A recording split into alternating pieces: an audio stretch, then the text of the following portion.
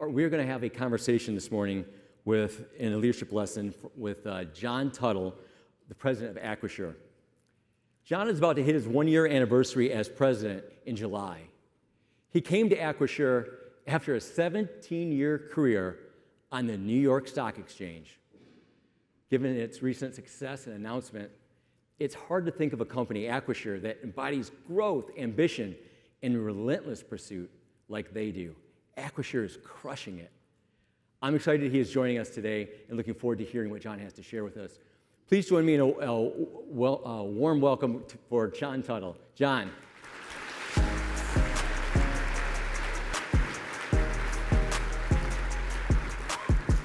Thank you. Yeah, thank you. Well, welcome, John. Let's dive in. Why don't we start with you telling us a little bit about yourself? Well, first of all, thank you very much, Greg, and thanks to Rick and the Chamber for inviting me to today's event. You know, this is my first time at the CEO Summit, and I walked in and I didn't know how many people to expect. And when you fill a ballroom here at a hotel, that's a great sign of what's going on in Grand Rapids more broadly. So thank you very much for the opportunity. As you mentioned, Greg, I'm relatively new to the community, but not to the greatest state in the union. So I'm a proud seventh-generation Michigander. I grew up on the east side of the state in a town called Milford, and went to school here in Michigan, made my way out to the East Coast, spent a number of years in Washington, D.C.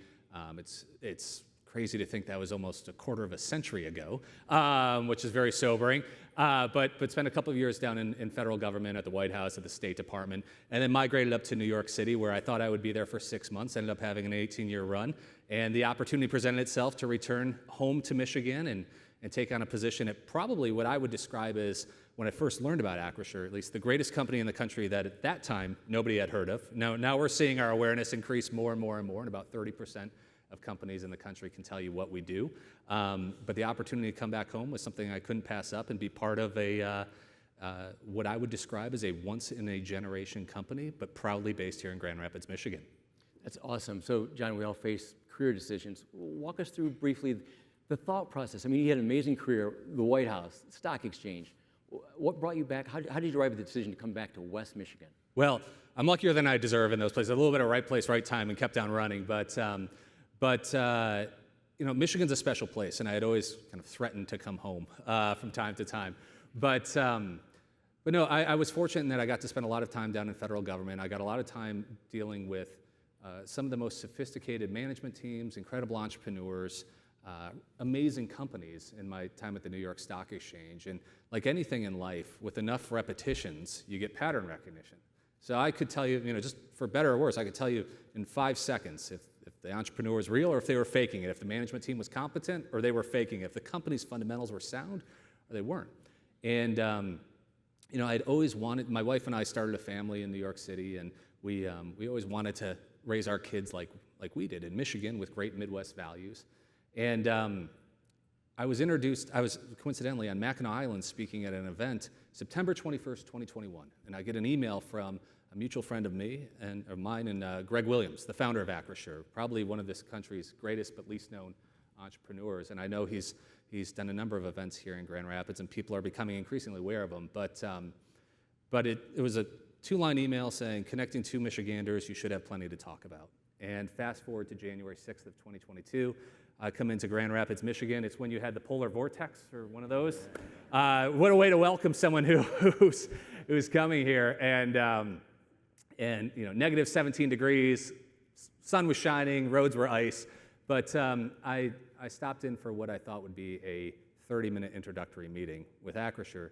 4 hours and a missed flight later, I walked away saying, this is the greatest company in America that no one had heard of. And for the next few years, I stayed close with Greg. He would call me. I'd give him an update what we were seeing in the markets with regard to fund flows and what investors were doing. He'd give me an update on Acrisure. And after a number of years, he finally said, are you going to do this or not? Are you going to come here? And so the opportunity to come back to the greatest state in the union, join a once-in-a-generation company, and you know, my goal is to create jobs here in Grand Rapids, Michigan, create jobs across the state of Michigan, across the country, and around the world, frankly. And my goal is to put a dot on the chart of the day I started and see the growth and the trajectory of the company change for the positive, even steeper slope on that growth curve. So the opportunity was one I couldn't pass up. And one that I'm so excited about. And moving here last summer with my young family, I've been welcomed with open arms. Acrisure has been welcomed with open arms into this incredible community where business leaders, community leaders, and just citizens really want you to be successful. They want to have this vibrant community where you can live, you can work, your children can go to great schools. And it's continuing to get better and better and better. And so personally and professionally, I've been just touched by the very warm welcome that I've received. And I think it's just reinforced by the turnout today and underscores how powerful this community is and how caring this community is. This community, this region is known for a lot of smaller businesses. Acrisure is not small. You just completed a $2.1 billion capital raise. You have valuation at $32 billion. Not exactly a small mom and pop shop. What does it mean for West Michigan to have such a dynamic, large, fast-growing company right in our downtown? Yeah, well, I think there's a couple of things. First is the trajectory of the company has been, I take very little credit for it because I wasn't here, but the trajectory of the company that's happened over the past decade, it's gone from $38 million of revenue to $5 billion of revenue over a decade. And it's been based here in Grand Rapids, and it's largely been driven by serving our clients and our customers in the best way possible. And so what's most exciting about that? We're creating a global company with 19,000 employees in 23 countries based here in Grand Rapids, Michigan. But who we support is actually a lot of the small companies. So we have about 400,000 small to medium-sized businesses that are our clients across this country. And being able to provide them the products and the tools and the services they need to be as successful as possible is something that's very exciting. And going back to that perspective I bring from my previous roles was we have a system, a beautiful system that works really well for large companies. You think of companies like Microsoft and others who can issue debt or at less than the price of treasuries, their interest rate less than the price on treasuries. But for small businesses, it's challenging. And 30 years ago, if you wanted payroll, if you wanted insurance, if you wanted employee benefits, a lot of times you went to your local bank. And with every crisis that came through, a new wave of regulation, those services were split off.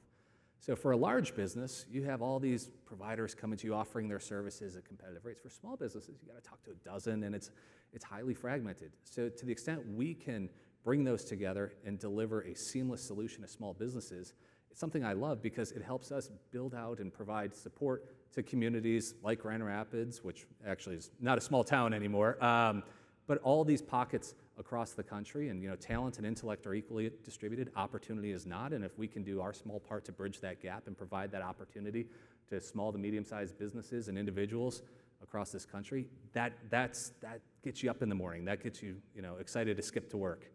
Are there any interesting challenges or opportunities with your explosive growth serving 400,000 customers?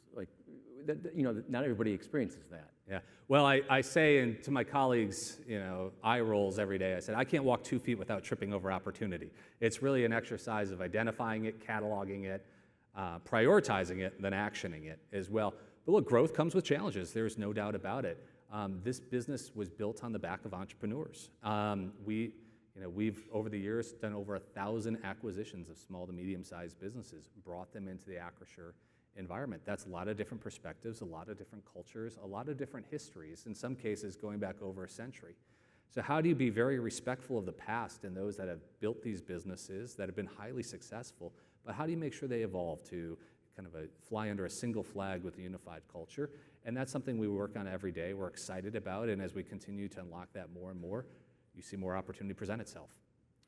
Well, opportunity is not the only thing that you like to run towards. You also like to run towards challenges. Oh boy. You were recently you were a guest on the Corporate Competitor podcast, where you talked about the importance of running towards challenges, not away from them. Can you unpack that a little bit for us? Sure. I mean, you don't learn anything by taking the easy path. I think everybody in this room knows that from whether they're personal or professional lives. Absolutely. I mean, careers are made. You learn. I mean, you gave a great presentation this morning, which I asked Greg. I was like, I hope I can get a recording of this to play this to everybody I come across. It was fantastic. But you got to learn. You constantly learn, and you learn through those tough times and those challenges. And if you're looking to grow and advance in your career, if you're looking to learn, if you have that high curiosity quotient or however you want to describe it, that drives a lot of people. You want to be solving problems as well. And so, I mean, you look at I think of the companies that I came across in the stock market. You have to have conviction if you're going to go out there and do something big. And you've seen so many companies where their share price has dipped down to single digits, and now you think of Amazon in the thousands. You think of Palantir, $4 a share, and now it's $135 a share. It's having that conviction to push through and run towards the challenges. And it takes no talent to be a critic on the sideline or just do what everybody else does. But to get into the arena, to change the game, you've got to be in it. You've got to run towards, I always say, run towards the sound of the guns. But I'll give you a personal anecdote. And it's down in kind of the finance weeds, so forgive me if I'm being a bit of a finance nerd for a moment, but when I was at the New York Stock Exchange, we created this product called the direct listing. How do you change the IPO, this well-worn path that everybody took? And we came up with this idea, and every banker, every expert out there said, what are you doing? Why are you disrupting this industry? This isn't going to work and all that. And we just had conviction, and we pushed through it, and 2 years later, they wrote a book about it. It's a Wall Street Journal, I think, bestseller in finance for that matter. But that's when you actually achieve things, is when you take that path less traveled, you run towards the sound of the guns, you solve the problems, you tackle the challenges that are out there. And I mean, everybody encounters this every single day in their personal and professional careers, and you have to know what those right opportunities are. You have to have that conviction, and whether you can or you can't. You cited Henry Ford. I cite him often. He would say, whether you can or you can't, you're right. So run towards the sound of the guns. I like that. Great poem on that front. Encourage everybody to look up Charge of the Light Brigade, which has a great verse on that. So talk about some of your challenges and opportunities with leading a culture that is 19,000 employees strong, growing, morphing all the time. What's that like? Well, it's incredible. It's a great opportunity. I will say, taking a step back, culture, leadership starts and stops at the top. You have to set the tone at the top. And when you have 19,000 people looking to you every day for inspiration, for how you're positioning the business for the future, for their own opportunities, and how that's what you're showing them every day is going to impact their lives, both personally and professionally, you have to be very thoughtful about it. And so people are looking for leadership, they're looking for conviction, they're looking for a culture that they can be part of in alignment, and you also have to shine a spotlight. 19,000 people is a lot of people, but from your roles, and I'm sure many in this room do as well, that one of the most powerful currencies is recognition, even more so than kind of monetary compensation as well. So making sure you're recognizing those high performers, those culture carriers, because that's going to have a snowball or a knock-on effect within your organization. And if you can, culture is, and this is a Greg Williams quote, the founder of Acrisure, culture is something that costs you nothing but differentiates you from everybody in the marketplace. So it's something we are highly protective of, but we need to get everybody aligned around it as well. And so when companies and individuals join Acrisure, we make it a point to, the first thing they get is a book on our culture and how we think about doing things differently at Acrisure. Our isms, as we call it. Different companies have their different isms, but kind of the rules of thumb that help guide you towards being aligned with our culture. So that's for 19,000 employees, you have to find a way to scale that, but it's identifying those champions of it internally, empowering them, and having them cascade that throughout the organization. So, John, you're a student of leadership and a leader. For those who are not yet in the C-suite in the audience, what's the advice that you would give, that things they should work on? What's a development task for folks to develop their leadership further? Well, it's interesting. Everybody's different. That's the great part about it. But what I realize in building great teams, and I think I embody these attributes, what I'm about to describe, is the most successful people that I've come across, and those that have risen rapidly through the ranks and taken on broader and broader responsibility and leadership roles, it wasn't because of their resume necessarily. And look, if you're a heart surgeon, of course, you need to have some technical requirements. You're an engineer building a bridge. But in many cases, it is those attributes, those softer skills that you look for as well. Somebody who has a bias for action. They're going to get the information, they're going to make a decision, they're not going to wait to be told what to do. They have good executive presence. People look to leaders. They want direction, so they need that executive presence. They have a high curiosity quotient, as I would describe it, so they have a broad interest in so many different topics, and because of that, you're able to connect the dots and see things that other people aren't able to see that have just taken the well-worn path in a specific career. And oftentimes, as a leader, you want to find those junior people you can put into stretch roles under you, because they're going to work, oftentimes they're going to work twice as hard. 9 out of 10 times it's going to work out. And they care a lot. And so you're going to see that leadership level develop under you, support you, so you can focus on the future and know that you have the right leadership team supporting you as well. So everybody's career is different. Their goals, personally and professionally, are different as well. But when we look to support folks that want to be in larger roles, leadership roles, those are the attributes we're looking for. You just sort of described a little bit mentorship. Could you describe how maybe mentorship has played a role in your development, and is also how much energy you put into mentoring?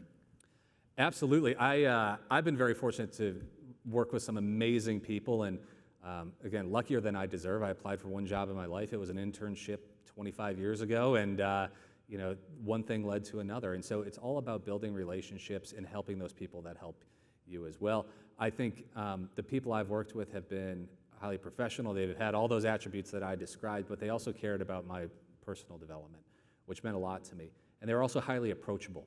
What I hate, and where I like, if you were going to have a hedge fund and you wanted to short companies, not that I'm giving investment advice, just to be clear, look for those CEOs that lock themselves in their office. There's a lot of layers between them and the front lines of the business, and short those stocks. Because you want management to be as close to the front lines of the business. You want them to be as approachable as possible. You want them to understand what's going on. And so that's where I was very fortunate to have a lot of access, even when I was kind of earlier in my career, to top leaders. And I've worked to flatten every organization that I've been in, because I always say sitting behind the desk in Grand Rapids, while it's a beautiful view, it's a very dangerous place to view the world. And so getting out there, being close to the folks that are actually generating the revenue for your business, the folks that are actually serving your clients, the folks that actually represent your brand, because as you know, and everybody in this room knows, behind every great company, behind every great brand, are great people. So you need to be as close to them as possible so they feel inspired to deliver their best each and every day in the organization. So being approachable, removing layers, and listening to your customers, being as close as possible to the front lines of the business. And I'm totally mindful that you don't get anything done unless sometimes you're sitting behind a desk. You don't learn anything unless you're out in the field. Well said, well said. How do you personally measure or define success, and how would you encourage others to think of that topic? I just want to win for everybody, I guess. I don't have a scoreboard that I keep in my house. Everybody has their own style. Mine is, look, I want to, I go back and say that there's an incredible growth trajectory of Acrisure prior to me joining there. It grew 48% per year compounded over the preceding decade, unlike anything I had seen in my decades at the New York Stock Exchange. It's a very, very special and unique company. But my measurement of success is, if I put a dot on the chart on the day I joined, did I steepen that curve? Did I create better outcomes for our clients, for our team members as well, for our community? And that's one of the things I love about Grand Rapids, is this is not a transactional place. This is a place where you're part of a community, and there's expectations of you to be part of that community, to deliver, not just take, but to give as well. And if I can put a dot on a chart and see that trajectory change for the positive in each one of those categories I mentioned, that's success for me. And personally, it's I want my kids to grow up like I did in Michigan with Midwest values and be part of their communities, and that's success. So it's not quantitative; it's more qualitative, but that's how I define it. And everybody has their own goals, and I think that's what's also important in leading your team, is understanding what people want to achieve personally and professionally, and then showing them, not just telling them, but showing them you're there to support them in achieving it. Nice.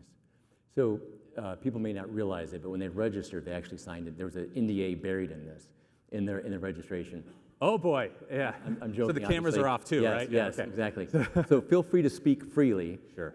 Can you give us an inside look as to what's ahead for Acrisure? What are we going to read about in the news next? So this is what I love about Acrisure. And again, I'm eating my own cooking here, because I'm there every day. We can take this company in any direction. The foundation of the business is so strong. The opportunity is so great. If you're able to serve small to medium-sized businesses across this country, and then if you want to go to larger enterprises as well, there's so much opportunity to tackle there. further leveraging technology to bring more transparency, efficiency, accessibility to the products and tools that individuals and companies need, that is an endless pursuit, and we're going to keep running it as well. And I think what's fascinating, though, is if I look at Acrisure, when I first came here, people would say, what on earth does the New York Stock Exchange and the other kind of 12 exchanges you were part of as part of the broader NYSE organization have to do with Acrisure? And as I arrived here and I spent more and more time digging into the business, a lot is the answer. And at the end of the day, the principles of markets apply everywhere you go. Foundation of our business is insurance brokerage, but we are really, if you were to ask me to describe the company, even starting a few years ago, it is our aspiration, and what we are is a fintech platform that delivers financial services to small and medium-sized enterprises. It's a marketplace. The New York Stock Exchange is a marketplace. The same principles apply both places. And one, it's moving literally at the speed of light. How fast can a particle move through a piece of fiber to execute a trade in a matching engine somewhere? And over here, many of the things are being done the same way they were 300 years ago. So if I can take some of the learnings from this world, the good and the bad, and apply the good over here and align to our different businesses and to our clients, we have a huge opportunity to differentiate ourselves and have this once-in-a-generation company, proudly based in Grand Rapids, Michigan, continue to grow and do great things for this country and for all businesses and individuals. Well said. Thank you, John, for sharing Thank you so today much. about yourself and about Acrisure. Everybody, please join me in thanking John for his time this morning. Thank you.